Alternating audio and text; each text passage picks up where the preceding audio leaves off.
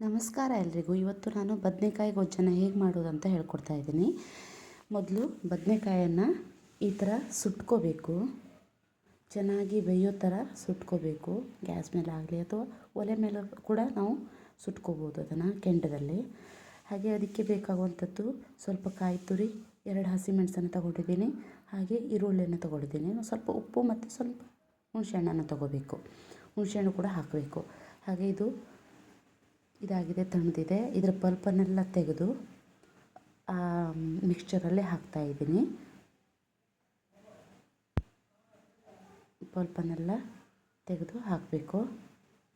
ಹಾಗೆ ಅದರ ನಂತರ ಅದಕ್ಕೆ ಹುಣಸೆಹಣ್ಣು ಸ್ವಲ್ಪ ಉಪ್ಪನ್ನು ಸೇರಿಸಿ ಅದನ್ನು ಚೆನ್ನಾಗಿ ಮಿಕ್ಸ್ ಮಾಡ್ಕೊಳ್ಬೇಕು. ಚೆನ್ನಾಗಿ ಮಿಕ್ಸ್ ಮಾಡಿದರೆ ಟೇಸ್ಟಿಯಾದಂತಹ ಬದನೆಕಾಯಿ ಗೊಜ್ಜು ರೆಡಿ. Thank you.